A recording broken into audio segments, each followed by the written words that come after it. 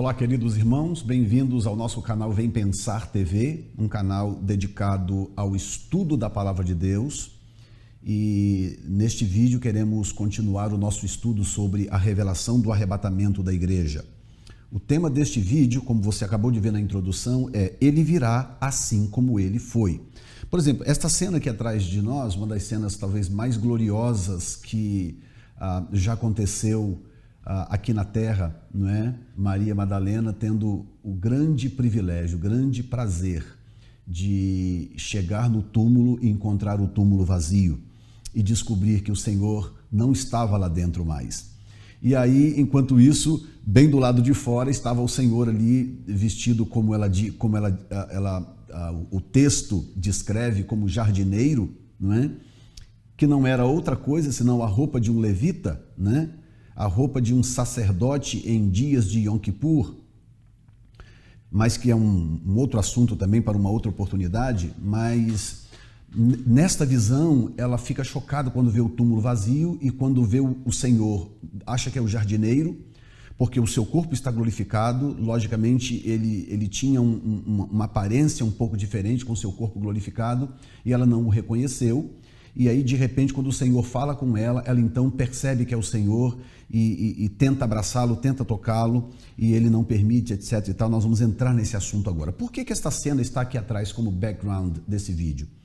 Porque esta cena, ela reporta para talvez uma das revelações mais contundentes do Novo Testamento a respeito do arrebatamento da igreja pré-tribulacionista.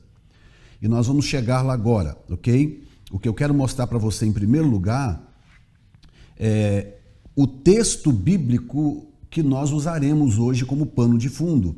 Nós queremos ler Atos capítulo 1, do versículo 9 em diante. Eu já vou colocar rapidamente aqui na tela, porque eu tenho muito a dizer e eu não quero que o vídeo fique extremamente longo.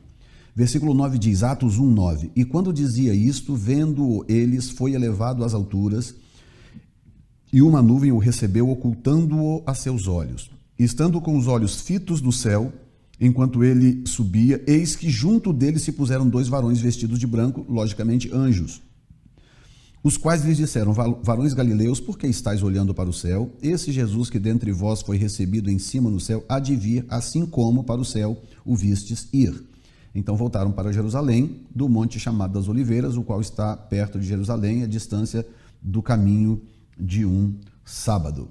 Então, a cena era mais ou menos o seguinte, o Senhor levou eles para essa região dos Montes das Oliveiras, passou para eles as últimas instruções, falando sobre os tempos e as épocas que competem exclusivamente ao Pai, e falando sobre a vinda do Espírito Santo no Pentecostes, e Jesus falou sobre a vinda do Espírito, sobre o recebimento de poder ou o batismo com o Espírito Santo, com tanta convicção que chega a ser chocante. Não saiam de Jerusalém porque vai acontecer, não saiam. Ok, por que ele tinha tanta convicção? Talvez você pode dizer, olha pastor, Jesus é Jesus, né? Jesus sempre sabe tudo. Ok, mas essa resposta é muito simplória. Nós precisamos de uma resposta bíblica.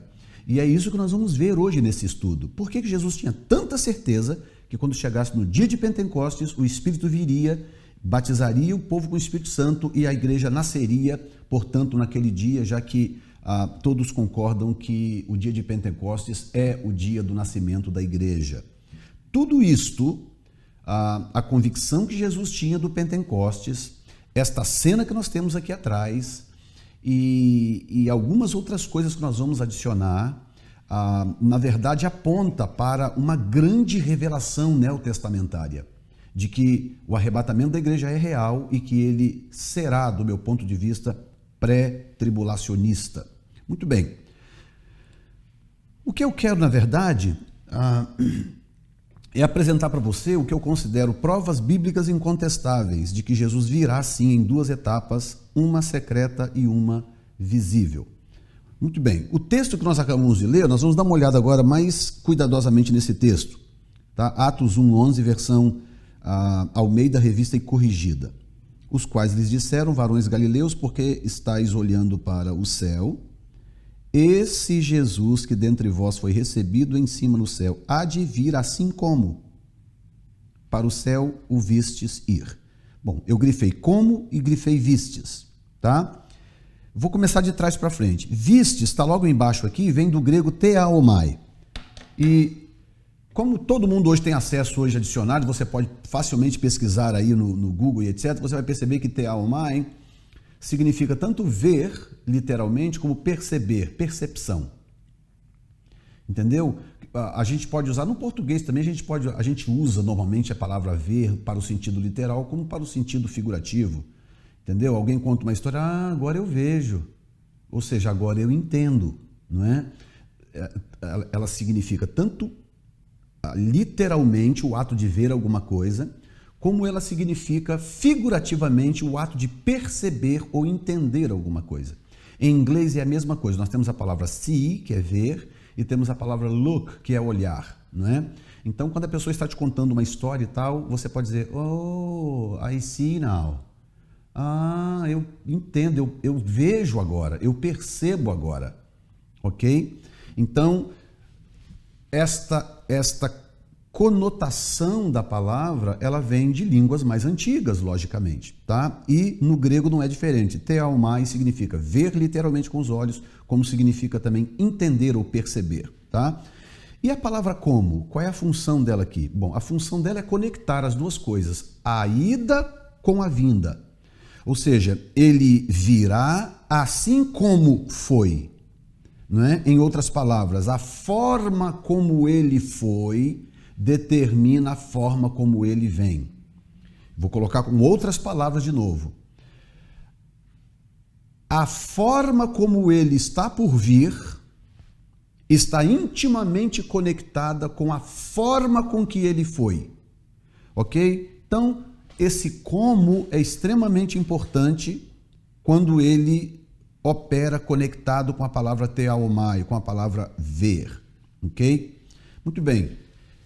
Então você poderia dizer, ora, pastor Jefferson, então tá simples, basta nós vermos como Jesus foi. E é exatamente isso que nós vamos fazer. Mas como na Bíblia tudo tem uma razão de ser, como na Bíblia tudo tem um fundamento judaico, nós precisamos primeiro dar uma olhada nas festas do Senhor, para entendermos a ida. Porque o que eu quero mostrar para vocês aqui neste vídeo, eu quero provar para você textualmente que Jesus subiu em duas etapas. Jesus subiu secretamente e depois visivelmente. Ele teve uma ascensão secreta, eu vou mostrar isso para você no texto. Calma, não desliga o vídeo, não sai correndo, não fecha a Bíblia. Um pouco de paciência. Eu vou provar para você textualmente que ele teve uma ascensão secreta, assim como ele teve uma ascensão visível. E o que os anjos disseram? Ele virá assim como foi. Então, a vinda está conectado com a ida, ok? Muito bem, então vamos dar uma olhada rapidamente nas festas do Senhor, ok? Para entendermos como ele foi, precisamos primeiramente entender a relação literal e profética que Jesus tinha com as festas judaicas. Nós sabemos que são 7 festas, né? As festas do Senhor, também conhecidas como festas de Israel, e elas são Páscoa, pães asmos, primícias, Pentecostes, trombetas, expiação e tabernáculos. Muito bem. Se você ler no livro de Levíticos, que é o que nós vamos fazer agora, você vai encontrar as festas todas alinhadas no sentido cronológico, ok? E talvez seja o texto mais importante para esse momento que estamos estudando, porque de forma rara você encontra num único texto bíblico, você encontra as 7 festas alinhadas cronologicamente como elas deveriam acontecer em Israel. Então vamos dar uma olhada primeiramente no texto, depois nós voltamos no slide que eu quero te explicar alguma coisa, ok? Muito bem. Então nós temos aqui o capítulo 23, versículo 1, tem uma abertura, o 3 fala sobre o sábado, aí no versículo 4 começa então a explanação sobre as festas. Essas são as solenidades do Senhor, as santas convocações que convocareis no seu tempo determinado. Então, solenidades do Senhor, ok? Verso 5, no mês primeiro, aos 14 do mês, pela tarde é a Páscoa do Senhor, ok? Verso 6, e aos 15 deste mês é a festa dos pães asmos do Senhor. 7 dias comereis pães asmos. Então, dia 14 era a Páscoa, Dia 15 era o pães asmos, ok? No primeiro dia tereis santa convocação, nenhuma obra servil fareis. Ainda dos pães asmos, que eram 7 dias. Mas 7 dias oferecereis oferta queimada ao Senhor, ao 7º dia haverá santa convocação, nenhuma obra servil fareis. Muito bem. E falou o Senhor a Moisés, dizendo, fala aos filhos de Israel, dizendo, e dize-lhes, quando houverdes entrado na terra que vos hei de dar, e cegardes a sua cega, então trareis um molho das primícias da vossa cega ao sacerdote. Ele moverá o molho perante o Senhor para que sejais aceitos ao seguinte dia do sábado. O moverá o sacerdote. E no dia em que moverdes o molho, preparareis um cordeiro sem mancha de 1 ano em holocausto ao Senhor. A sua oferta de manjares serão 2 dízimos de flor de farinha amassada com azeite para oferta queimada em cheiro suave ao Senhor, e a sua libação de vinho, 1/4 de um rim. Verso 14. Preste atenção no verso 14, que nós vamos falar sobre isso depois. E não comereis pão, nem trigo tostado, nem espigas verdes, até aquele mesmo dia em que trouxerdes a oferta do vosso Deus. Estatuto perpétuo é por vossas gerações em todas as vossas habitações.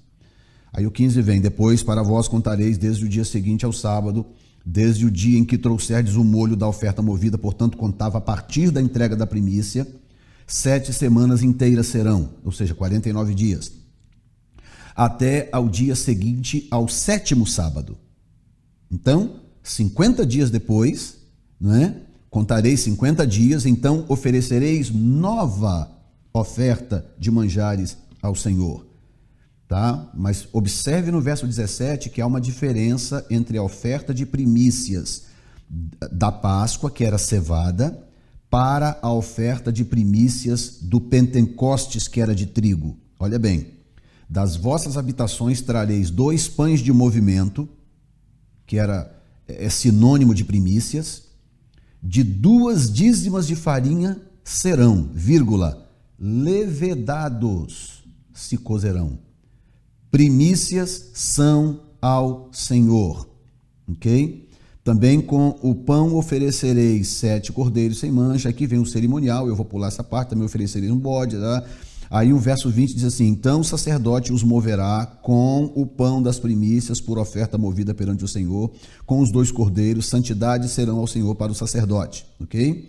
E naquele mesmo dia apregoareis que tereis santa convocação, nenhuma obra servil fareis, estatuto perpétuo é por todas as vossas habitações, pelas vossas gerações. Eu sei que o texto é longo, mas é muito importante isso aqui, então um pouco de paciência, ok? Verso 22, e quando cegardes a cega da vossa terra, não acabarás de cegar os cantos do teu campo, nem colherás as espigas caídas da tua cega. Para o pobre e para o estrangeiro as deixarás. Eu sou o Senhor vosso Deus. Bom, e o texto segue, você vai ver que agora no verso 26, a expiação, antes você tem trombetas, né, que está aqui, santa convocação no verso 24, tá, que já é o 7º mês, trombetas. No verso 27 você tem expiação e no verso 33 você tem a festa de tabernáculos. Então, eu quero agora fazer rapidamente para você um resumo, para você entender o que está acontecendo nesse texto, tá? É extremamente importante que você compreenda a função dessas festas para você entender o que eu vou falar sobre a ascensão de Jesus, ok? Tudo está fundamentado na história, na cultura e na língua judaicas. Tudo. Não adianta tentar entender a Bíblia, Velho e Novo Testamentos, sem entender Israel, sem entender a cultura de Israel e as ordens, os mandamentos estabelecidos por Deus para a nação de Israel. Não adianta, não adianta, não adianta, ok? Então, vamos rapidamente entender o que o texto disse de tudo que nós lemos. Muito bem, no dia 14 do primeiro mês, nós tínhamos a abertura do calendário religioso, ok? Primeiro mês, mês de Nissan.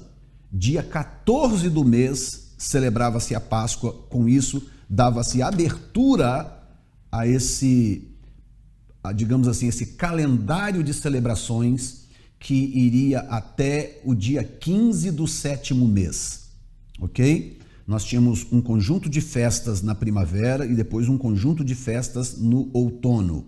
Mas tudo começava assim, dia 14, que muitas vezes caía na sexta-feira, na maioria das vezes caía na sexta-feira, tá? Nem sempre, mas eu não vou entrar aqui nesse detalhe, porque eu teria que explicar algo sobre o chamado Alto Sábado, tá? Que por si só já é uma mensagem independente e eu não quero entrar nesse rumo agora, senão eu não consigo cumprir com o propósito que eu tenho para este vídeo, que é muito profundo, ok?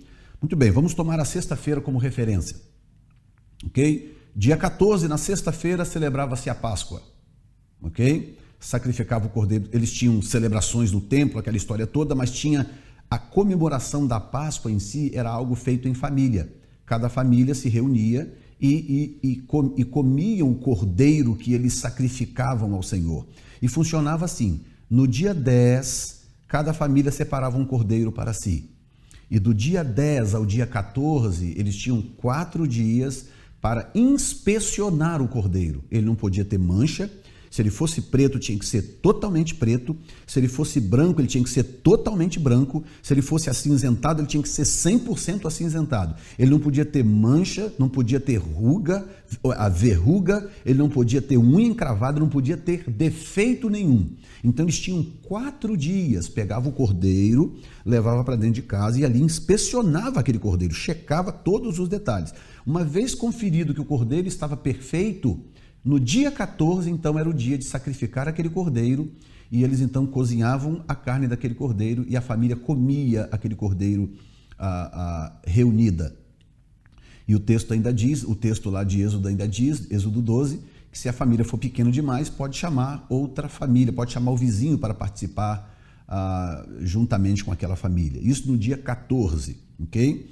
Aí o texto diz que no dia 15, portanto, no sábado, no dia seguinte, nós tínhamos o início dos pães asmos. Então era Páscoa na sexta, pães asmos no sábado, e esses pães asmos iria durar de sábado até às 6 horas da sexta-feira seguinte, 7 dias, ok? Muito bem, uma vez que iniciou os pães asmos no sábado, o que acontecia? No domingo de manhã era a celebração das primícias. E o que eram as primícias? Como que funcionavam as primícias? Não é algo muito difícil de se entender. Eu quero rapidamente mostrar para você aqui uma foto e acredito que com essa foto eu consigo dar para você uma noção, né, de como funcionava o princípio da lei das primícias, ok? Muito bem. Dá uma olhadinha nessa foto aqui, por gentileza. Isso aqui é uma plantação de cevada, tá? A plantação de cevada e a plantação de trigo são muito parecidas. A diferença está no grão. O trigo é mais claro e a cevada é mais escura, ok? Muito bem. Vamos supor que você é um hebreu naquela época e você tinha uma plantação de cevada. A cevada amadurecia na Páscoa, ok? Dias antes de começar a Páscoa, a cevada começava a dar sinais de amadurecimento. Portanto, quando celebrava a Páscoa, os pães asmos e a primícia, no dia seguinte já dava-se início à grande colheita de Israel. Você vai encontrar isto no livro de Ruth, inclusive. O livro de Ruth funciona todo em torno da colheita da cevada em Israel. Ok? Muito bem, vamos à foto. O que acontece se você tivesse uma colheita de cevada para fazer? Quando chegasse aí dias antes da Páscoa, coisa de, colocar aí uma semana antes da Páscoa, você ia no templo, informava ao sacerdote, olha, eu tenho uma plantação de cevada, eu gostaria que a minha primícia fosse demarcada, ok? Então, o sacerdote mandava alguém lá, eles tinham muitos funcionários no templo naquela época, toda a tribo de Levi operava como servidores no templo. Então, o sacerdote em atividade no dia mandava uma pessoa, um olheiro, né? um levita naquela propriedade, e o levita chegava lá, ele já tinha uma técnica certa para fazer isto, então faça de conta que esta é a plantação de cevada. Ele olhava assim de longe e ele então identificava. Então vamos supor que essa parte de baixo aqui, no rodapé do lado direito, o canto do lado direito, fosse a parte que estivesse dando os primeiros sinais de amadurecimento. Então, o que o levita fazia? Ele ia lá e marcava com o dono da fazenda, tá? Alfred Edersheim, que é um rabino judeu messiânico, explica esse processo. Então, ele ia lá, marcava aquela região. Bom, esta é a área que está dando os primeiros sinais de amadurecimento. Pronto, marcava, aquilo ali era a primícia, ok? Muito bem, como não ia dar tempo de colher tudo antes, porque dias depois já era Páscoa, ok? Então, o que ele fazia? Ele ia lá e colhia só aquilo que estava marcado, colhia só aquele pedaço que estava marcado como o início do amadurecimento da cevada. Então, ele pegava, fazia os molhos, amarrava os molhos e guardava em casa, porque daí a 2, 3 dias já era a celebração da Páscoa, tinha que celebrar a Páscoa no dia 14. Muito bem, celebrava no dia 14, no dia seguinte, que era o dia 15, já eram os pães asmos, não podia ter fermento nenhum em casa, tinha que remover todo o resquício de fermento que houvesse na casa dos judeus. E aí contava 7 dias, mas começava no sábado, no dia seguinte, no domingo, já era a primícia. E aí ele tinha que pegar aqueles molhos, levar no templo, que ainda estava em total ebulição, porque a celebração da Páscoa em Israel era realmente uma grande ebulição, visitantes de todo lugar, era uma festa. Levava aquilo no templo e então entregava para o sacerdote aqueles molhos que ele havia tirado do seu terreno como primícia. O sacerdote movia diante de Deus, tá? O pai de família levava um pão de cevada sem fermento, porque era a semana dos pães asmos, nada podia ter fermento, levava aquilo para o sacerdote, os molhos da primícia com o pão sem fermento, e tinha lá um ritual de oferecer um cordeiro, etc, etc. Eu vou entrar nesses detalhes agora, porque para o que nos interessa, você precisa entender o fator da primícia como era. Entregava aquilo ao sacerdote, ele movia no domingo de manhã, movia aquilo perante o Senhor, e o texto diz, eu li lá para você, o texto diz, e ele moverá perante o Senhor para que sejais aceitos. Então, o sacerdote movia aqueles molhos perante o Senhor que ficavam no templo, eram dádivas para o templo. Ele movia aquilo perante o Senhor para que aquela pessoa, aquela família fosse aceita por Deus, ok? Então, a aceitação daquela família estava intimamente ligado com a entrega da primícia, ok? Muito bem. Quando entregava a primícia, aí o texto diz 2 coisas importantes. A primeira coisa que o texto diz é: ninguém pode fazer pão enquanto não entregar a oferta de primícias.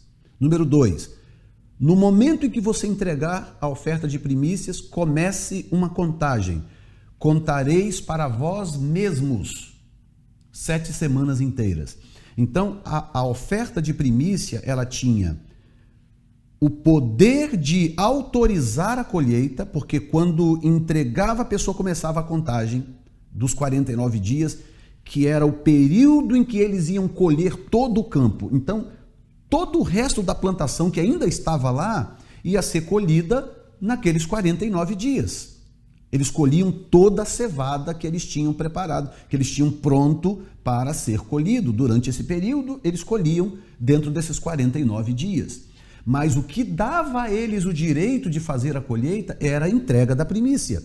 Porque se eles não entregassem a primícia, eles não podiam começar a contagem. E se eles não entregassem a primícia, eles não podiam fazer pão, não podiam comer pão. Estão entendendo? Então, 2 princípios extremamente vitais, extremamente importantes. Então, o que acontece quando eles entregavam a primícia no templo no domingo de manhã?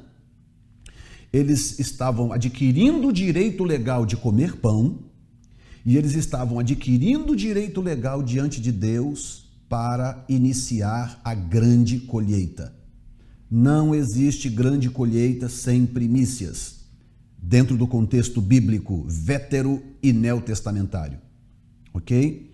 Muito bem, então nós temos Páscoa no dia 14, pães asmos no dia 15, primícias no dia 16, aí contava-se 49 dias, mais o seguinte dava 50 dias, que era Pentecostes. Aí o que acontece? Propositalmente, Deus já organizou a coisa para que no fim da colheita da cevada começava a esbranquiçar ou branquear, melhor dizendo, o trigo. Então, olha que coisa fantástica, gente. O trigo começava a amadurecer no fim da colheita da cevada. Meu Deus, será existe a possibilidade disso ser uma coincidência? Eu vou mostrar para você como que não há nenhuma possibilidade disso ser uma coincidência, porque Deus, na verdade, tinha um grande propósito nisto, um grande propósito. Deus queria nos ensinar algo. Deixa eu ler para você um texto aqui da Bíblia Sagrada, para você entender esse timing, esse tempo profético da cevada e do trigo, tá? E eu tenho um vídeo aí só pregando sobre cevada e trigo, você pode procurar, muito esclarecedor, mas olhe para esse texto aqui. Êxodo capítulo 9, né, falando sobre as pragas, tá? E esse aqui fala sobre a praga da saraiva, verso 22, praga da saraiva. Aí o que acontece? Verso 31, diz assim: e o linho e a cevada foram feridos, porque a cevada já estava na espiga, e o linho na casca. Mas o trigo e o centeio não foram feridos, porque estavam cobertos. Bom, que época do ano era esta? Era o mês de Nissan e eram dias antes dias antes da Páscoa. Por quê? Porque no capítulo 12 já é a Páscoa com o povo saindo do Egito. Então isso aqui aconteceu poucos dias antes. As pragas foram acontecendo, pum, pum, pum, pum, pum, quando culminou na 10ª praga, né? A 10ª praga já era o dia 14. Eles comeram a Páscoa no dia 14 e no dia seguinte, pães asmos, eles já estavam com roupa no corpo, sandália nos pés, mochila nas costas. No dia seguinte eles saíram e partiram para o deserto, começaram a se movimentar em direção ao deserto e já indo em direção à terra prometida. Acabou levando 40 anos, que é outra história também, mas foi o dia da libertação. Então olha o que o texto está dizendo. A cevada foi destruída porque já estava na espiga, já estava pronta.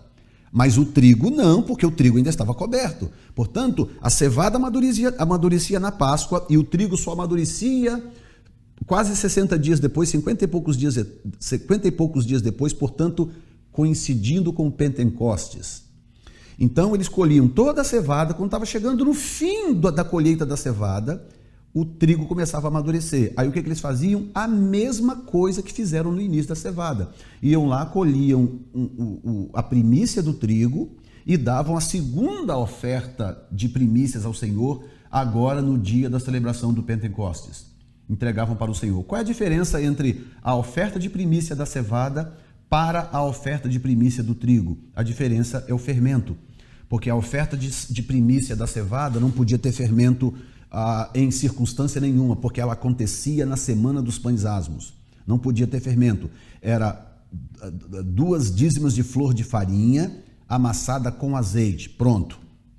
Agora, a primícia do trigo já podia ter fermento. Profeticamente, o que isso significa? Bom, é claro que nada na Bíblia é por acaso. Por que a oferta da cevada não podia ter fermento? Porque ela é símbolo, a oferta de primícias da cevada, porque ela é símbolo de Cristo. Então não podia ter fermento, porque Cristo não tem pecado. O corpo de Cristo foi um corpo perfeito enquanto físico, não é? E o que ele disse de si mesmo? Ele disse: eu sou o pão que desceu do céu, eu sou o pão. Então, se ele é pão, ele é simbolicamente falando, ou profeticamente falando, Cristo é o pão de cevada que desceu do céu, tá? E você encontra isso tipificado, lembra daquela história dos midianitas? Que Gideão derrotou os midianitas? Lembra disso? No livro de Juízes? O que acontece quando, depois de todas as provas que Deus deu para Gideão, do velo de lã, do pessoal bebendo água na beira do rio, e sinais diversos que Deus deu para ele, o anjo aparecendo, queimando a oferta, blá, blá, blá, blá. No final ainda restava uma dúvida em Gideão.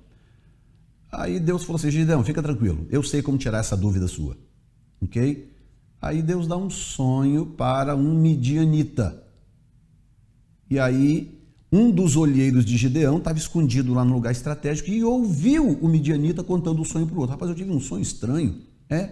O que foi? Eu sonhei que tinha um pão de cevada que caía rodando no arraial. Gente, para um livro como a Bíblia, onde nada é por acaso, por que eu preciso saber que aquele pão era de cevada? Faz diferença se o pão é de cevada, de trigo, de centeio, se o pão é de farinha, de mandioca? Claro que faz diferença. O texto está me dizendo que o pão é de cevada porque o texto está usando aquilo como simbolismo de Cristo. O pão de cevada é Cristo. Então, o midianita dizendo, rapaz, e esse pão de cevada caía rodando no arraial e ia dar em cima da tenda do comandante. Aí o outro midianita parou e falou assim, ih, rapaz, isso aí é a espada de Gideão. Eu acho que se ele fosse brasileiro, né, diria, nós estamos no sal. Porque isso aí é a espada de Gideão. Quer dizer, Deus colocou a interpretação do sonho no coração do próprio inimigo. Aí quando Gideão ouviu aquilo, o cara que já tinha visto o milagre do velo, já 2 vezes, já tinha visto o milagre da oferta, já tinha visto o anjo colocar fogo naquela oferta, já tinha visto o anjo, viu o anjo subir no fogo, já tinha visto coisas gloriosas. E não estava convencido. Mas quando ele ouve o sonho, ele fala, oh, maravilha, então essa batalha está ganha. Ora, por que a visão do sonho do pão para Gideão foi mais forte do que tudo? Porque Gideão era judeu, e judeu entende essas coisas. Gideão sabia, se Deus mostrou um pão de cevada pronto, caindo sobre o arraial dos midianitas, é porque Deus aprovou a nossa oferta, a minha oferta, e Ele realmente nos deu a vitória. Gideão usou a lei das primícias para adquirir a convicção de que realmente aquela batalha estava ganha. Só para você entender como que o fundamento judaico é importantíssimo. Quando nós tentamos entender as coisas bíblicas sem o fundamento judaico, nós falamos besteiras pelos ouvidos. Falamos um monte de besteiras. É o famoso show do achômetro, né? Basta você leia no rodapé aí. Dá uma olhada nos comentários, nos vários vídeos que eu tenho no canal para você ver como que as pessoas são cheias de achômetros.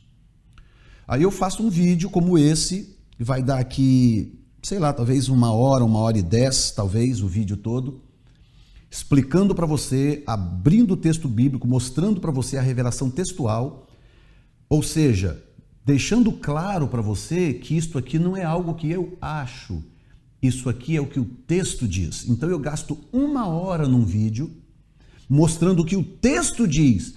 Aí o cidadão vai lá no rodapé, coloca assim, eu acho que não sei o que, não sei o que, não sei o que. Aí o outro vem e fala, eu também acho que PPP. Não, eu acho que o anticristo é um judeu. Aí o outro coloca assim, não, eu acho que o anticristo é realmente o Papa. Eu acho, gente, eu não dou a mínima para o que o fulano ou ciclano acha, porque eu não dou a mínima nem para o que eu acho. O que eu acho e o que você acha não tem a menor importância. A importância é o que diz o texto bíblico. Me apresente um texto bíblico dizendo alguma coisa clara e me dê a explicação do que aquele texto bíblico está dizendo, que eu paro para te ouvir. Eu não dou a menor atenção para os achômetros, porque de achômetro nós já estamos cheios. O que nós precisamos é entender o que é que diz as Escrituras. E eu quero que você entenda que, por exemplo, por que eu gosto de ouvir certas pessoas, de ouvir certos estudos bíblicos, pessoas que explanam a Bíblia Sagrada? Eu tenho prazer, não se iludam. Eu paro, às vezes, quando eu tenho tempo, que eu estou de folga e tenho condições, eu paro, às vezes, na frente do computador, na televisão mesmo, e fico ali ouvindo algumas pessoas que eu seleciono. Por quê? Por causa desse cuidado, pessoas que vão lá no texto, pessoas que vão no fundamento judaico, pessoas que vão na história de Israel, pessoas que respeitam a fluência da língua judaica. Nós falamos uma língua, o nosso português é uma língua extremamente pobre em relação a línguas híbridas antigas. Por favor, não tome isso como uma crítica ao nosso maravilhoso português. Não é isso não. Mas português, inglês, italiano, as línguas latinas, bem como as germânicas, enfim, são línguas pobres quando comparadas com línguas absurdamente ricas, como são, por exemplo, o hebraico, o aramaico e o grego. E quer saber? O hebraico ainda muito mais do que o aramaico e o grego. O hebraico é uma língua absolutamente fantástica, uma língua desenhada por Deus. Eu creio piamente que todas as línguas da terra são descobertas ou invenções humanas, exceto o hebraico. Eu não tenho dúvida alguma que o hebraico foi uma língua organizada por Deus. A engenharia do hebraico é divina, não tem outra explicação para isso. É uma língua com tantos meandros, com tantos detalhes, com tantos segredos, que só o hebraico é capaz de conter revelações tão profundas de Deus em camadas incontáveis. Talvez um dia eu possa gravar um vídeo sobre o alfabeto hebraico, porque isso está me ocorrendo agora, inclusive, porque realmente é extremamente importante entender um pouco do hebraico para isto. Mas voltando agora aqui ao ponto que nos interessa. Esse texto de Êxodo, capítulo 9, versículo 31, mostra esse momento cronológico e o momento profético da cevada e do trigo, para mostrar a conexão que esses cereais têm com a Páscoa e com o Pentecostes, ok? Muito bem, então a oferta de primícia de cevada não podia ter fermento, porque é um símbolo de Cristo, perfeito, sem pecado, e é um símbolo da nação de Israel, que é a primícia das nações, ok? Lembre-se, a oferta de primícia era chamada de oferta de movimento, ok? O que aconteceu com Israel? Páscoa, no dia 14, no dia 15, eles já estavam todos com as mochilas nas costas, receberam autorização de Faraó, saíram de casa. No dia seguinte, que era o dia da primícia, Israel estava em movimento. Então Israel se tornou uma oferta de primícia para o Deus vivo. A primeira oferta de primícia de um povo para o Deus vivo, aconteceu com a nação de Israel, quando a própria nação se doou para Deus como oferta de primícia. No dia da primícia, Israel estava em movimento, como se fossem molhos de cevada, sendo movidos diante de Deus, indo para o deserto até o dia de Pentecostes. Não é? Quando chega no Pentecostes, o que aconteceu? Aconteceu a segunda oferta de primícias do Pentecostes. Você conhece toda aquela história da rebelião, etc e tal, mas eu não vou entrar nesse ponto aqui agora. Mas o que acontece? No dia de Pentecostes acontece uma outra oferta. Qual foi a oferta? A tribo de Levi se doa para Deus como oferta de primícia e se tornou, portanto, a oferta de primícia do Pentecostes. E é por isso que a tribo de Levi se tornou a tribo exclusiva que ia cuidar do povo, cuidar do tabernáculo e cuidar do templo, porque a tribo foi a oferta de primícias do Pentecostes, do jeitinho que está escrito em Levítico capítulo 23. Você acha que tudo isso é coincidência? Não pode ser. Então, respondendo agora a segunda pergunta, por que a oferta de primícia do Pentecostes tinha que ter fermento, já que a de cevada da Páscoa não podia? Porque a oferta de primícias do trigo do Pentecostes é símbolo da igreja. E a igreja é composta de gentios. Portanto, a igreja tem fermento na sua natureza. Não há igreja, os gentios. Não há igreja, estou trocando, estou retirando o que eu disse. Não a igreja, mas os gentios.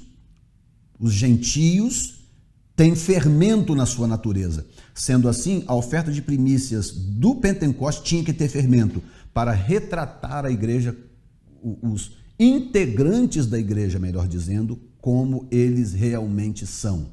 Ok? Muito bem. Uma vez explicado isto, o que é que nos interessa em toda esta questão das festas do Senhor, conforme nós estamos estudando?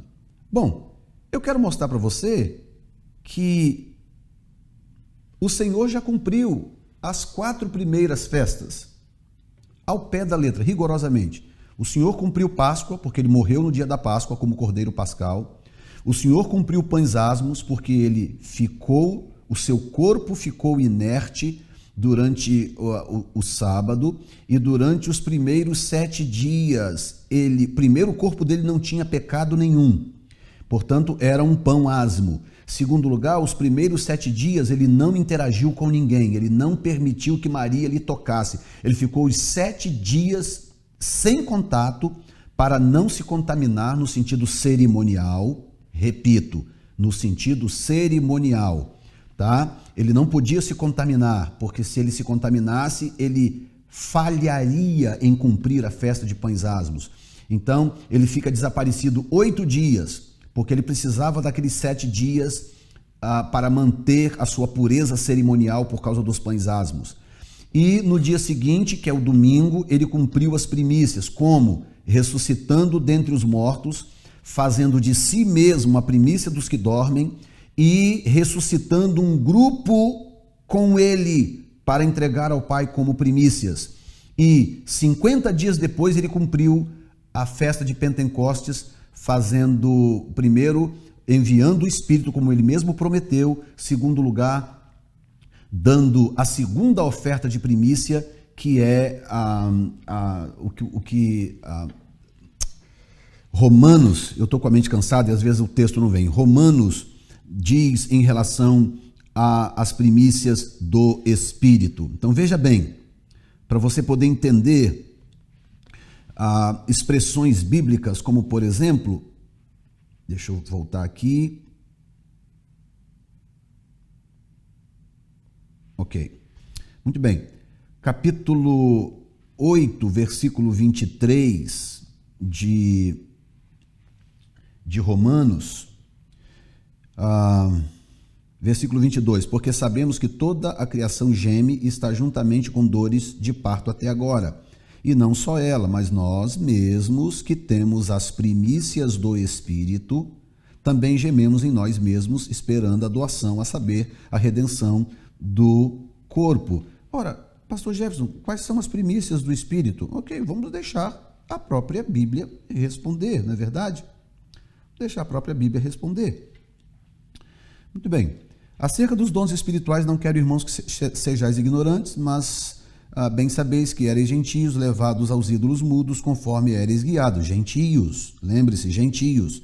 Portanto, vos quero fazer compreender que ninguém que fala pelo Espírito de Deus diz Jesus é anátema ou nega Jesus, e ninguém pode dizer que Jesus é o Senhor senão pelo Espírito Santo. Ora, há diversidade de dons, mas o Espírito é o mesmo. Há diversidade de ministérios, mas o Senhor é o mesmo. Há diversidade de operações, mas o mesmo Deus que opera tudo em todos.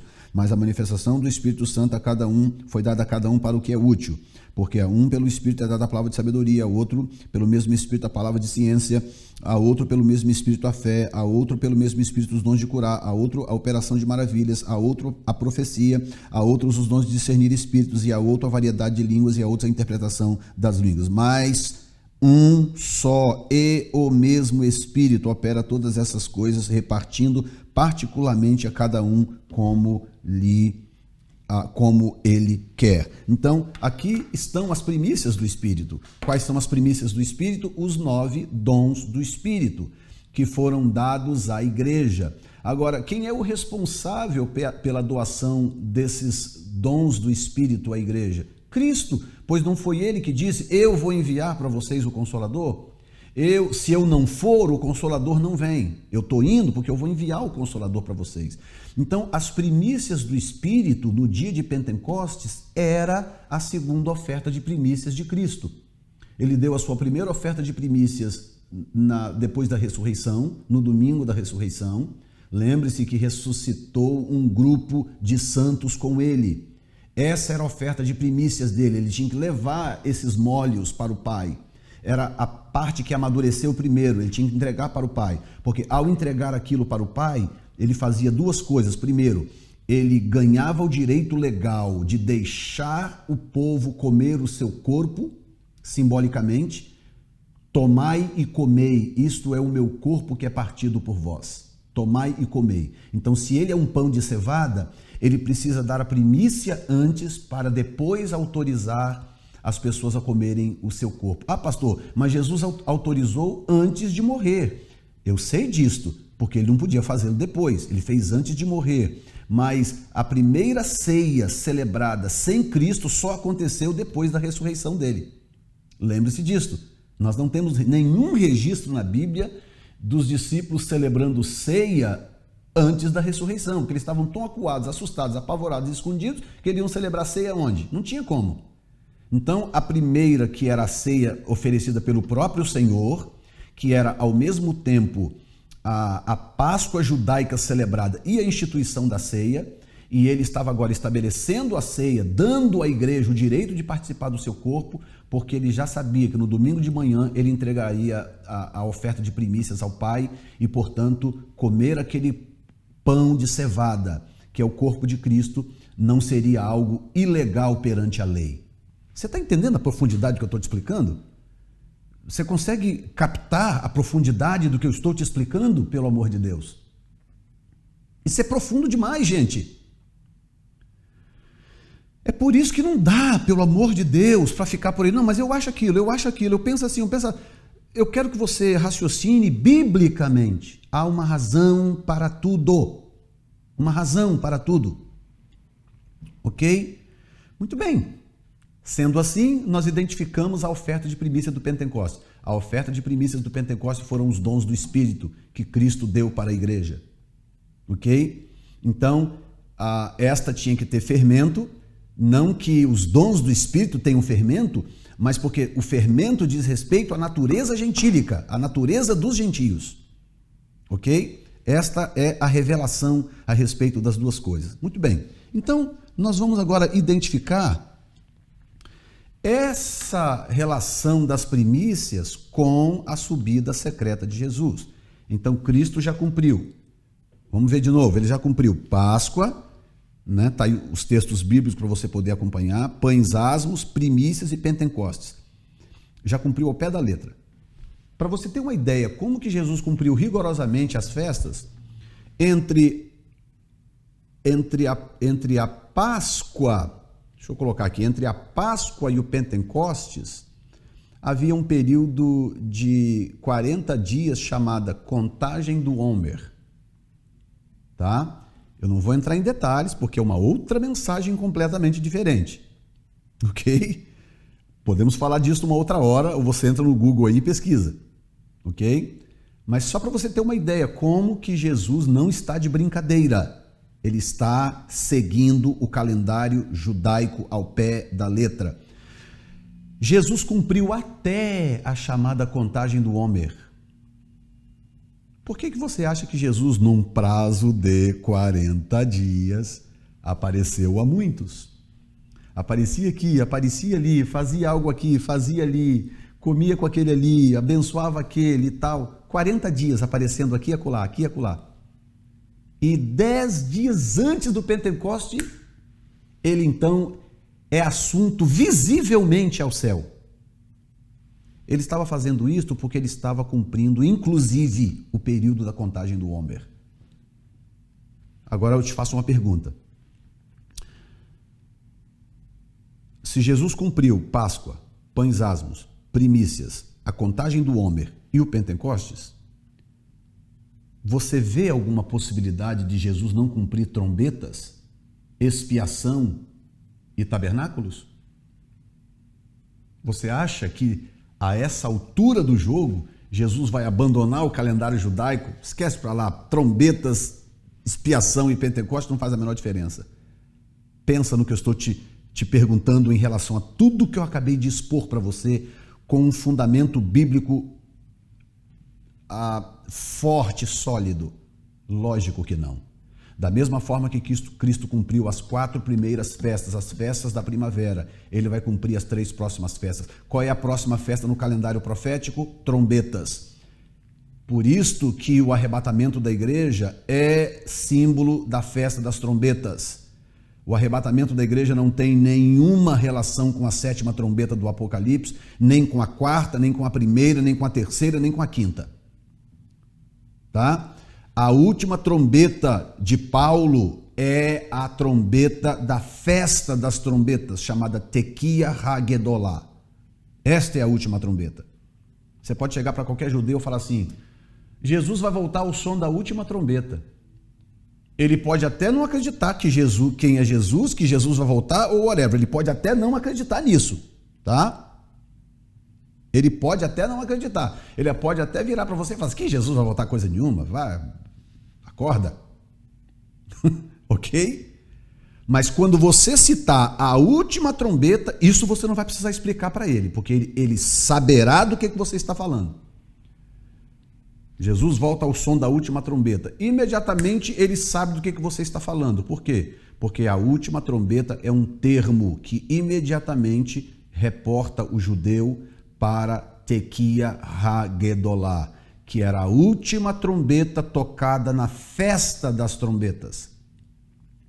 Ok? Simples assim. Não se deixe levar por balela, gente, pelo amor de Deus. Tá? Paulo escreveu 1 Tessalonicenses 50 anos antes do Apocalipse. Você acha que por 50 anos as pessoas iam ficar voando sem saber do que Paulo estava falando? Já que João ia revelar as trombetas dos anjos só 50 anos depois? Ninguém ia perguntar nada, ia ficar o dito pelo não dito, a última trombeta e etc e tal. Todo mundo satisfeito sem ter a menor noção do que Paulo estava falando. Você acha realmente isso? 1 Tessalonicenses foi escrito em 46, o Apocalipse foi escrito em 96. Pensa comigo. Lógico que não, gente. É uma questão de bom senso, pelo amor de Deus. A razão do porquê ninguém perguntou nada, Paulo não voltou a tocar no assunto na segunda carta de Tessalonicenses, é porque não precisava. Todo mundo sabia que a última trombeta era essa que Paulo estava falando. Ok? Cristo tem que cumprir a festa das trombetas, porque ele não vai deixar uma festa fora do calendário profético. E a festa das trombetas é a próxima a ser cumprida, portanto, o arrebatamento da igreja. Muito bem. Então, as três que faltam, quais são? Trombetas, que significa júbilo, expiação, que significa sofrimento, e tabernáculos, que significa Deus habitando com o homem. Ok? Eu quero voltar com você aqui um pouquinho, eu quero mostrar para você algo chocante, porque eu já ouvi pessoas dizendo por aí que trombeta é símbolo de sofrimento, tristeza, quebrantamento e etc. Esse conceito está totalmente errado, é antibíblico, ok? Havia sim na festa das trombetas um momento de quebrantamento e contrição, que era no som da última trombeta. Quando a última trombeta tocava, havia um momento de quebrantamento, contrição e devoção. Mas a celebração da festa das trombetas era sinônimo de júbilo. Sinônimo de júbilo. Era uma festa de júbilo. E eu vou provar para você isto, nada melhor do que a nossa querida Bíblia. Então vamos lá. Vamos em Números capítulo 29. Vamos em Números 29. Vou abrir para você aqui rapidamente. Você vai encontrar no próprio texto bíblico a explicação para o caráter dessas festas, ok? Não fique com a minha palavra, eu prefiro que você confira junto comigo. Vamos lá. Semelhantemente, tereis santa convocação no 7º mês, no 1º dia do mês, nenhuma obra servil fareis, ser-vos-á um dia de jubilação. Está vendo a palavra jubilação? Vou abrir aqui o calendário, o dicionário Strong, tá? Vou abrir ele aqui do lado para você, e você vai ver que no inglês, onde aparece jubilação, aparece embaixo aqui, blowing the trumpets unto you. Então, João Ferreira de Almeida escolheu traduzir como jubilação. E aqui aparece blowing the trumpets. Por quê? Porque vem da palavra teruá. Ok? Teruá é uma palavra que significa tocar a trombeta. Mas o significado dela é júbilo. Por isso que João Ferreira de Almeida traduziu por jubilação. Portanto, a festa das trombetas não pode ser interpretada como choro, sofrimento e dor. A festa das trombetas era uma festa de júbilo. Porque a palavra teruá, que significa trombetas, ou toque da trombeta, ou tocar trombetas, também significa júbilo. Por isso que aparece no texto, nos dois textos, inglês e português, o mesmo significado. Então, olha bem a palavra teruá. Teruá, clamor, aclamação de júbilo. Tá vendo aí? Acclamation of joy. Tá vendo? Aí tem especially a clangor of trumpets, especialmente um clangor de trombetas, um alarido, tá? Aí embaixo aqui você vem trombetas, né? Joy, que é alegria, jubilee, que é júbilo ou jubileu, loud noise, que é um barulho alto, rejoicing, que é celebrando. Tudo isso tem a ver com o caráter da festa das trombetas. Então, que isto fique claro para nós não nos deixarmos levar por balelas. O que importa é o que diz a palavra de Deus. E o outro texto é Levítico 16, 29, que fala sobre a expiação. Vamos ver o caráter da expiação, tá? Levítico 16, 29. Ok?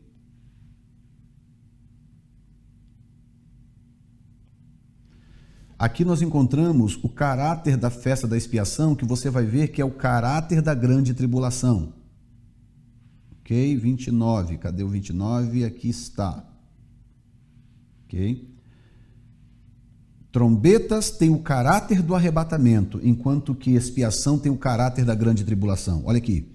E isto vos será por estatuto perpétuo no 7º mês, aos 10 do mês, que era expiação, afligireis a vossa alma, e nenhuma obra fareis, nem o natural, nem o estrangeiro que peregrina entre vós.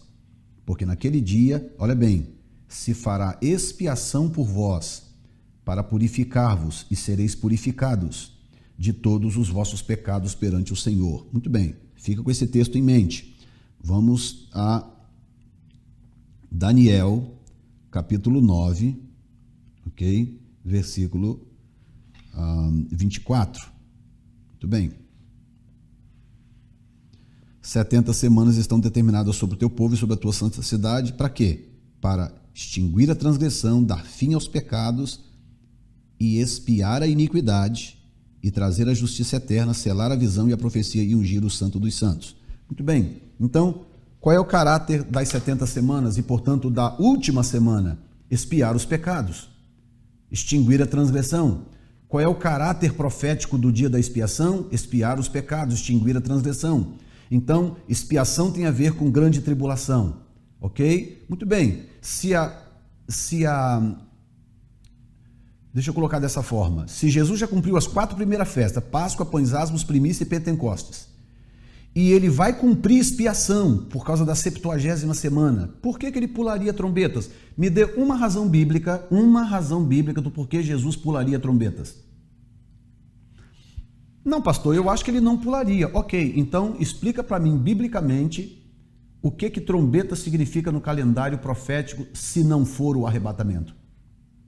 O problema de algumas pessoas que elas não têm coragem de confessar que trombetas têm a ver com arrebatamento, porque elas vão ter que admitir que trombetas vêm antes de expiação, portanto o arrebatamento tem que ser pré-tribulacionista.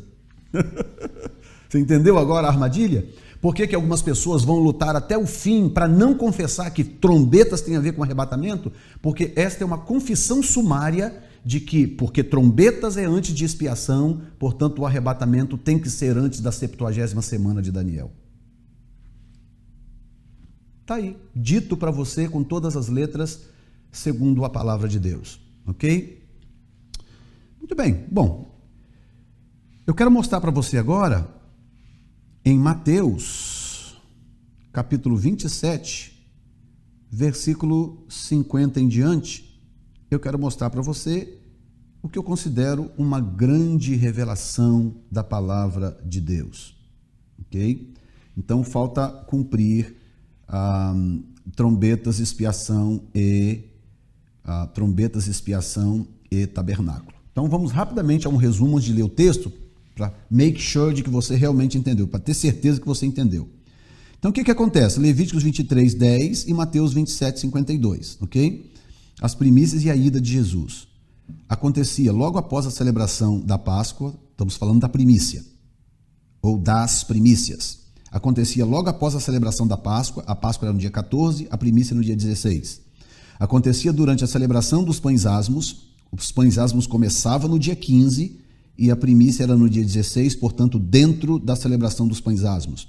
O agricultor tinha que trazer os molhos perante o sacerdote, ele tinha que levar, senão ele não podia fazer pão, e ele não estava autorizado a iniciar a sua colheita. 4, era essa oferta que dava ao agricultor o direito da grande colheita. 5, sem essa oferta o povo não poderia comer pão. 6, essa oferta abria a contagem para o Pentecostes. Muito bem.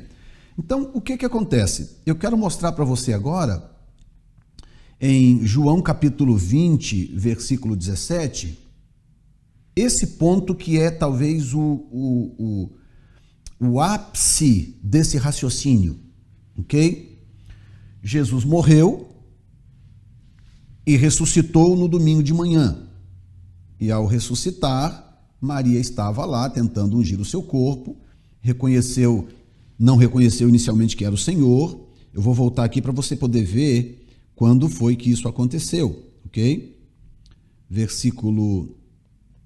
Cadê o texto? Versículo... Ok. Deixa eu voltar mais um pouquinho.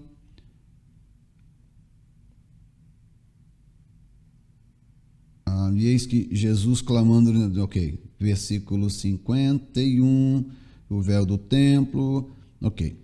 Muito bem. E eis que o véu do templo se rasgou, e eis que o véu do templo... Eu estou lendo Mateus 27, 50, tá? Mateus 27, 50. Eu acho que eu, por engano, falei João. Mateus 27, 50. Muito bem. E Jesus, clamando outra vez com grande voz, entregou o Espírito. E eis que o véu do templo se rasgou em dois, de alto a baixo, e tremeu a terra, e fenderam-se as pedras. E abriram-se os sepulcros, e muitos corpos dos santos que dormiam foram ressuscitados. Ok, agora veja o verso 53.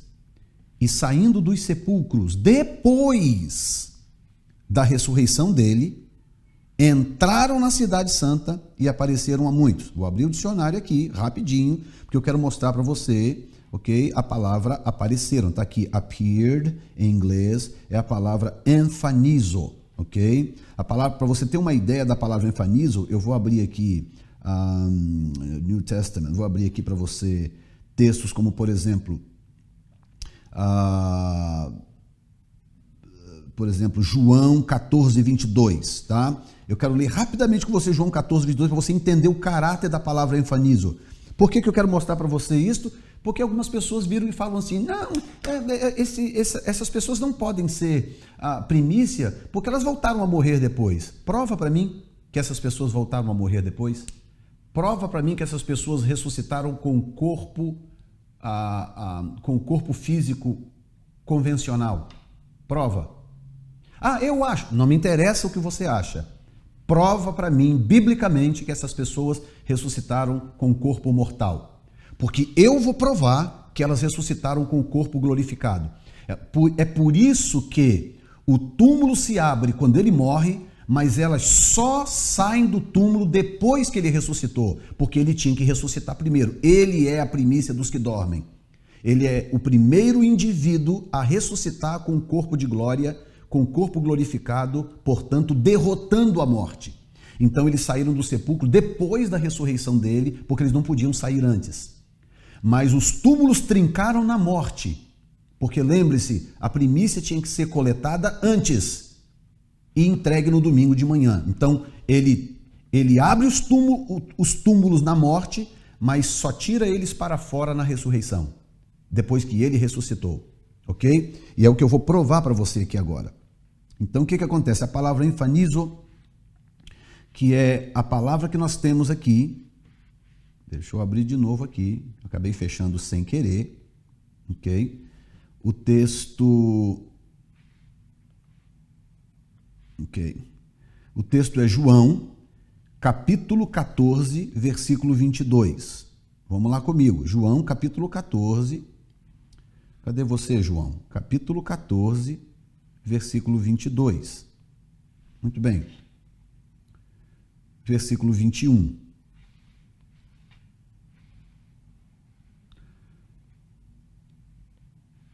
Ótimo. Muito bem. Vamos lá então? Vamos. Isso é Jesus falando. Aquele que tem os meus mandamentos e os guarda, este é o que me ama, e aquele que me ama será amado de meu Pai. E eu o amarei e me manifestarei a ele. Disse-lhe Judas, não o Iscariotes. Senhor, de onde vem que te has de manifestar a nós e não ao mundo?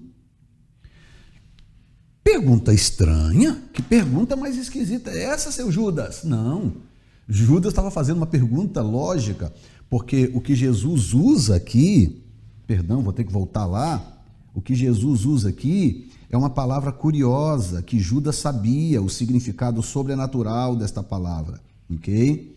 Manifestarei, está aqui do lado, manifest. Qual é a palavra? Está aqui, ó, enfanizo, exibir, aparecer, declarar, informar, ser manifestado. Está aqui no dicionário. Ok, então por que Judas perguntou isso para Jesus?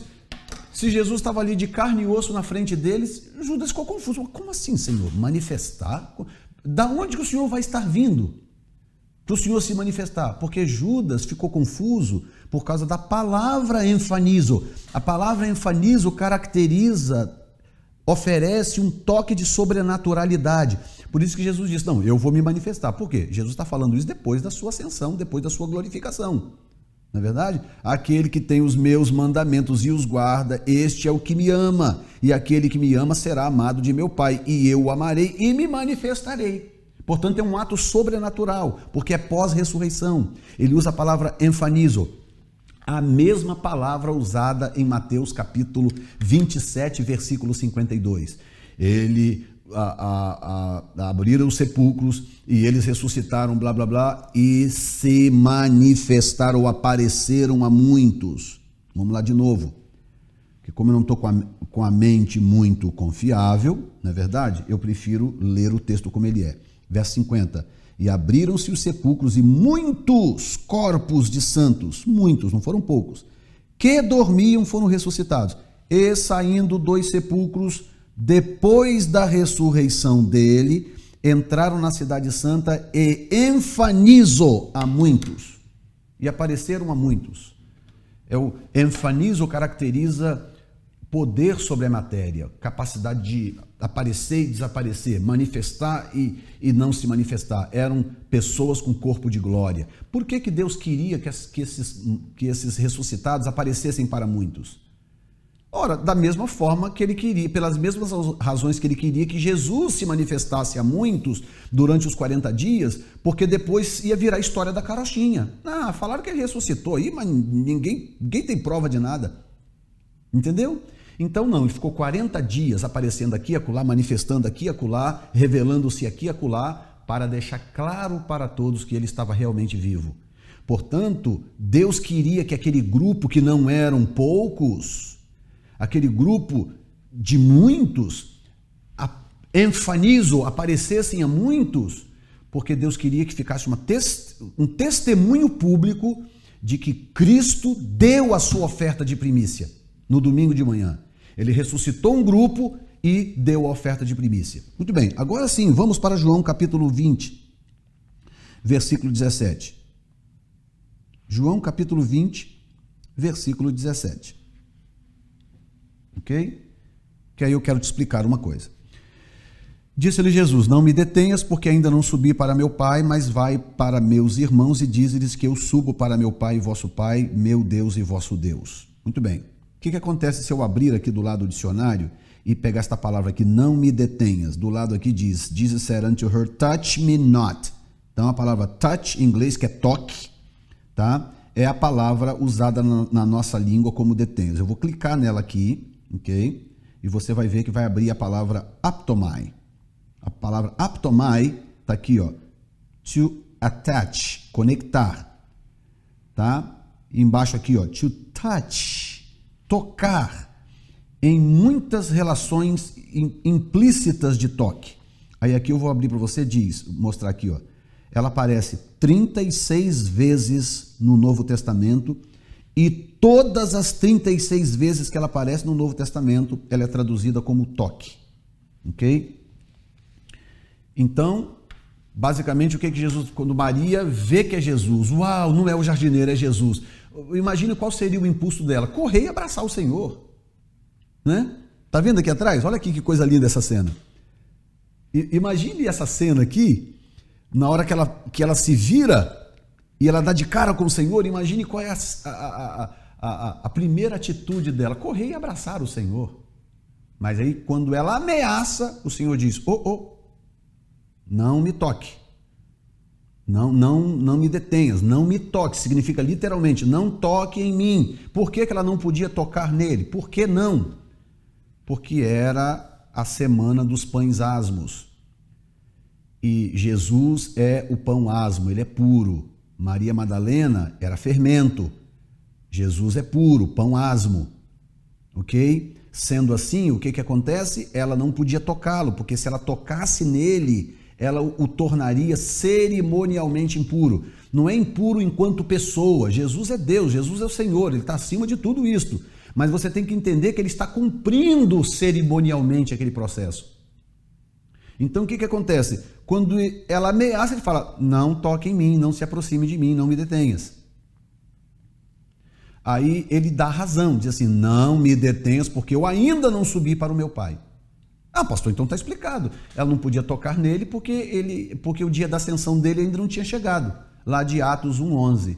Não é isso que ele está falando. Não podia tocar porque era pães asmos e ele não podia ser contaminado cerimonialmente. E aí o que acontece?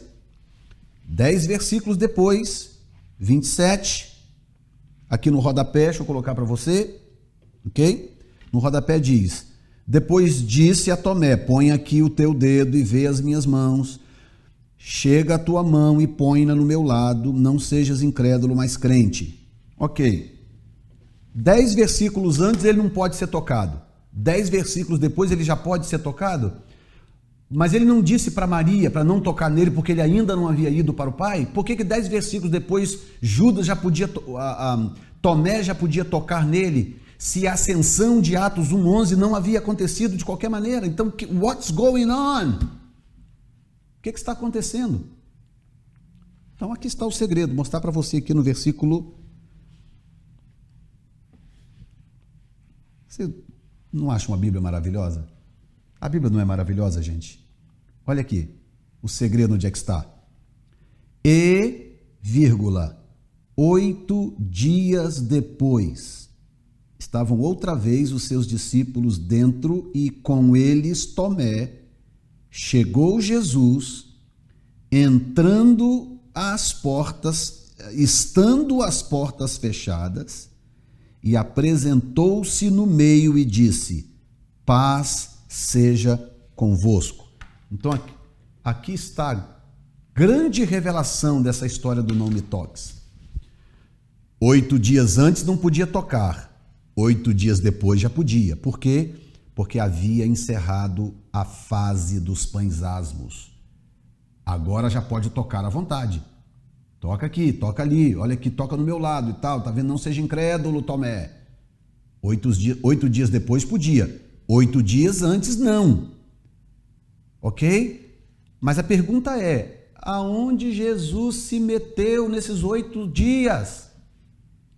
Onde que ele se enfiou por 8 dias? Sendo que os outros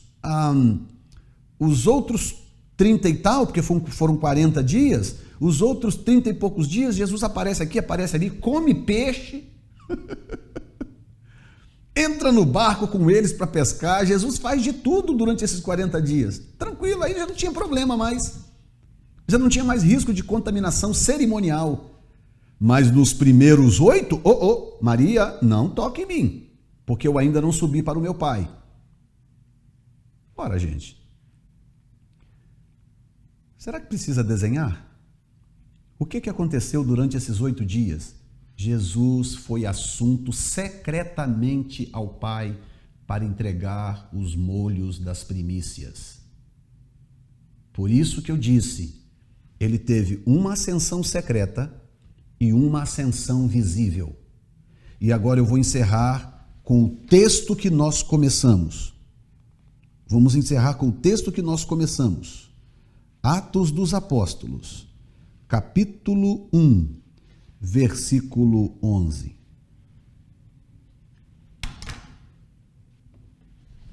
Os quais disseram: varões galileus, por que estáis olhando para o céu? Esse Jesus que dentre vós foi recebido em cima no céu, há de vir, assim como para o céu o vistes ir. Então, se a minha palavra não é o bastante, se a palavra do outro pregador pré-tribulacionista não é o bastante, pelo menos a palavra de 2 anjos para você tem valor? Ei, por que você está olhando para o céu? Olha bem, por que você está olhando para o céu? Esperando a manifestação visível dele? Ei, você está olhando por quê para o céu? Não precisa olhar para o céu, porque ele virá do mesmo jeito que foi. Como que ele foi? Ele foi com uma ascensão secreta em João 20, 17 e foi com uma ascensão visível em Atos 1, 11. Sendo assim, ele terá que vir com uma manifestação secreta no arrebatamento e uma manifestação visível no fim da grande tribulação. É isso que o texto está dizendo, sem forçar nada, sem pressionar nada e etc. Ok? E eu vou terminar, deixa eu ver quanto tempo tem o nosso vídeo aqui, 1h16. Será que você me tolera mais 2 ou 3 minutos? Rapidinho? Muito bem. Que eu quero responder uma pergunta de alguém que fez um comentário num dos vídeos e eu acho importante colocar isso aqui para você, ok? Muito bem. Versículo, eu quero ler com você em Levíticos, capítulo 23, versículo 22. Olha isso aqui. E quando cegardes a cega da vossa terra, não acabarás de cegar os cantos do teu campo, nem colherás as espigas caídas da tua cega. Para o pobre e para o estrangeiro as deixarás. Eu sou o Senhor. Eu vou conectar isso aqui com você rapidinho, pouco de paciência, com Apocalipse capítulo 7. Eu quero mostrar para você uma coisa.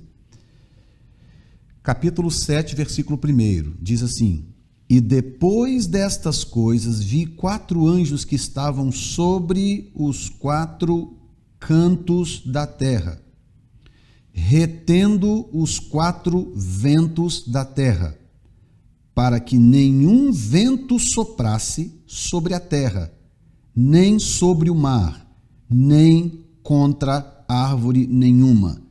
Ok. O Apocalipse capítulo 7 tem a ver com o quê? Tem a ver com o selo das 12 tribos de Israel.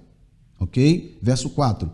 E ouvi o número dos assinalados, e eram 144.000 assinalados de todas as tribos dos filhos de Israel. Ok? Ok. Então vamos voltar ao verso 1. E depois destas coisas vi 4 anjos que estavam sobre os 4 cantos da terra, retendo os 4 ventos da terra, para que nenhum vento soprasse sobre a terra, nem sobre o mar, nem contra árvore alguma. Ok? Tranquilo aqui? Então tá. Então vamos agora voltar no texto que nós acabamos de ler.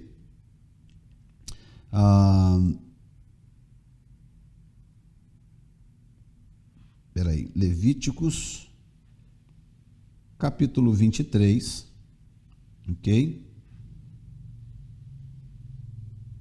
Muito bem. Verso 22. Preste atenção, mantenha em mente o que nós lemos em Apocalipse, veja isso. E quando cegardes a cega da vossa terra, não acabarás de cegar os cantos do teu campo, nem colherás as espigas caídas da tua cega, para o pobre e para o estrangeiro as deixarás. Eu sou o Senhor teu Deus. Eu vou começar a explicar para você, enquanto eu já abro outro texto aqui, que é disso que eu quero falar para poder encerrar, ok? Veja bem, as fases da colheita, algumas pessoas têm uma profunda dificuldade de entender as fases da colheita. Elas não conseguem entender. Então, quando ela lê expressões como nós temos, por exemplo, em Mateus capítulo 24, versículo 31, deixa eu colocar na tela para você aqui, bem do lado direito aqui, o versículo 31, diz assim: E ele enviará os seus anjos com rijo clangor, e ele enviará os seus anjos com rijo clamor de trombeta, os quais ajuntarão os seus escolhidos desde os 4 ventos, de uma a outra extremidade do céu. Bom, eu espero que você tenha memória para lembrar dos 3 textos que eu li. O que acontece? A colheita em Israel tinha 3 fases, ok? A primeira colheita era a de cevada. A segunda colheita era de trigo, ok? Agora escute bem, preste atenção, abra os ouvidos. A primeira colheita era de cevada, mas ela acontecia em 3 fases. A primeira fase era a primícia, que era entregue no domingo de manhã. A segunda fase era a colheita geral, que era colhida em 7 semanas. E a terceira fase eram os 4 cantos, mais o que caía no chão. Então a lei dizia o seguinte: quando você começar a colher a sua cega, não colha os cantos, e nem pegue o que cair no chão. Ok? E Deus disse: porque os cantos são para os pobres e o que cair no chão é para o estrangeiro. Muito bem, sendo assim, então os pobres e os estrangeiros são 2 grupos diferentes. Porque os cantos são para os pobres e o que cair no chão é para os estrangeiros. Quem são os pobres? Os pobres são os judeus pobres. Ok? É por isso que leia o livro de Ruth. Eu vou falar de novo. Leia o livro de Ruth. Você vai entender por que Ruth saía a colher as respigas. Ruth era estrangeira, então ela não podia colher os 4 cantos. Ela não podia, porque ela não era judia. Ela tinha que catar do chão. Foi nesta história de Ruth catando do chão que ela conheceu Boaz e acabou se casando com Boaz e entrando na genealogia de Cristo. O livro de Ruth trata disto, ok? Muito bem, então agora escute bem o que eu vou te dizer. Era uma colheita só, a colheita da cevada, a primeira colheita de Israel, colheita da cevada, mas ela tinha que acontecer em 3 etapas. Colhia a primícia e entregava no domingo de manhã. Aí no dia seguinte, que era segunda-feira, já começava então as 7 semanas, aliás, começava a contar no domingo, no próprio domingo. Começava a colher 7 semanas inteiras, era a colheita geral, é quando a maior parte era colhida. E aí tudo que caía no chão eles deixavam e não podiam colher os cantos. Se colhessem, eles eram amaldiçoados por Deus. Porque quando terminava toda a colheita, aí os pobres judeus vinham, aí eles iam nos cantinhos, tudo que tinha deixado nos cantinhos, nos 4 cantos, e colhiam o que estavam ali para comer, e os estrangeiros vinham, saíam catando pelo chão aquilo que havia caído no chão, e eles se alimentavam daquilo. Ok.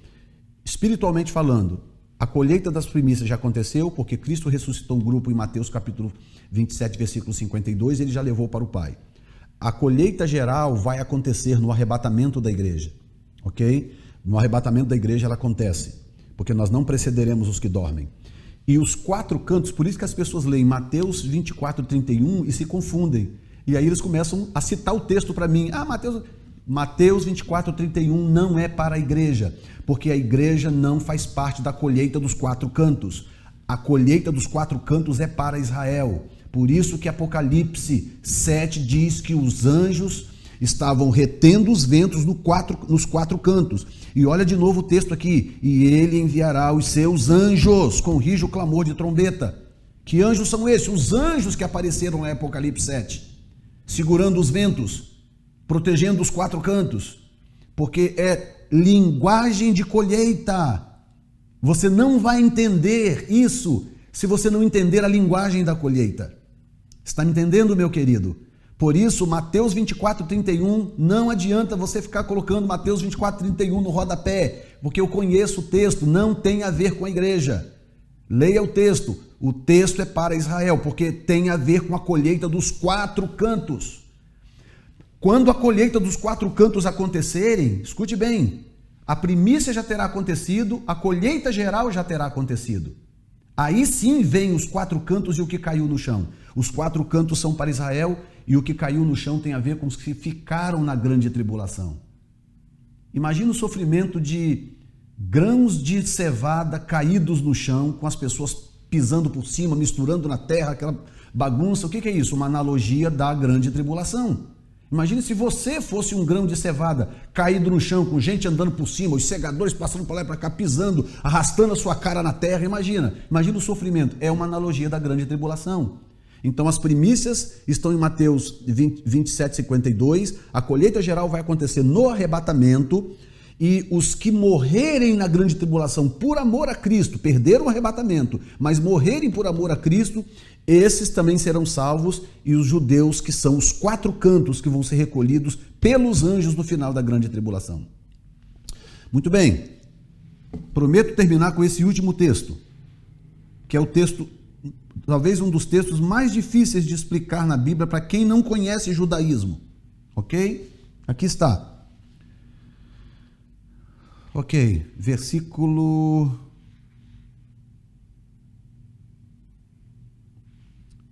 Ok, deixa eu ver aqui, versículo 4 diz assim: E vi tronos e assentaram sobre eles aqueles a quem foi dado o poder de julgar, e vi as almas daqueles que foram degolados pelo testemunho de Jesus Cristo e pela palavra de Deus, e que não adoraram a besta nem a sua imagem, e não receberam o sinal na testa nem na mão, e vieram e reinaram com Cristo durante 1000 anos. Quem são esses? Esses são as respigas, aqueles que caíram no chão durante a colheita e que, portanto, participaram da terceira etapa da colheita, ok? Junto com os 4 cantos. Esses, eles estão incluídos na fase em que Israel está incluído. Israel representado nos 4 cantos e esses representados pelas respigas, aquilo que cai no chão. Mas os outros mortos não reviveram até que os 1000 anos se acabaram. Esta é a primeira ressurreição. Aí aqui confunde todo mundo, a primeira ressurreição, e fica todo mundo apavorado porque não consegue explicar, afinal de contas, que ressurreição é esta. Ora, se você entender a linguagem da colheita, você vai entender. O que acontece? Por exemplo, Ruth estava pegando as respigas, já tinham colhido as primícias, já tinham feito a colheita geral, e agora está Ruth lá, no final de tudo, colhendo as respigas, no chão. Aí se você, como estrangeiro, estivesse passando lá e perguntasse para Ruth, que colheita é essa? Você acha que ela diria o quê? Ah, é a terceira. Não, ela diria, essa aqui é a primeira colheita. Por quê? Porque era a colheita da cevada. Então, embora ela estivesse na terceira fase, ainda era a primeira colheita, a colheita da cevada. Porque a segunda colheita era do trigo, que viria mais à frente. Portanto, primícias, colheita geral, respigas e 4 cantos eram etapas da primeira colheita. Por isso que quando o texto diz assim, os que ressuscitaram depois da grande tribulação, blá, blá, blá, blá, esses que ressuscitaram, eles participaram da primeira colheita. O que o texto, da primeira ressurreição. O que o texto está dizendo? Que aquela ressurreição foi a primeira ressurreição da história? Não, o texto está dizendo que ela é a última etapa da primeira. A primeira que representada, tipificada na colheita da cevada. Mas se eu pegar ao pé da letra com a mente ocidental de que esta colheita é a primeira, o que eu faço com Mateus 27, 52? Aonde que eu enfio essa colheita? Ou essa ressurreição? Está me entendendo? Não faz sentido pelo lado literal ocidental, só faz sentido pelo lado hebraico, quando você usa a colheita como fonte de interpretação. Lembrando que foi o próprio Jesus que disse, rogai ao Senhor da seara para que envie ceifeiros para a sua seara. Tá bom? Bom, eu acho que foi o vídeo mais longo de todos que eu gravei até agora. Eu lamento, a minha intenção nunca é fazer vídeos tão grandes, mas um assunto dessa natureza eu não podia deixar de trazer para vocês. Tá? Nos nossos cursos, isto faz parte do que nós chamamos de escatologia avançada. Isso a gente ensina em cursos de mestrado e doutorado. escatologia avançada. É o tipo da coisa que você não encontra por aí em qualquer lugar. Tá? Mas eu fiz questão de trazer esse ensinamento para ajudar muitos que estão aí em cima do muro, no meio do caminho, sem entender se a igreja vai ou não vai passar pela grande tribulação, se o arrebatamento é ou não é pré-tribulacionista. Pois eu acabei de dar para você informações contundentes de que não há outro meio, não há outro caminho a não ser o arrebatamento pré-tribulacionista. Tá bom? Bom, o meu desejo é que você repasse isso para o máximo de pessoas que você puder. Informe isso, espalhe esse vídeo por aí, para que as pessoas possam aprender e crescer no conhecimento do Senhor e da sua santa palavra. Tá bom? Deus abençoe a todos. Em nome de Jesus, amém. Muito obrigado. Deus te abençoe.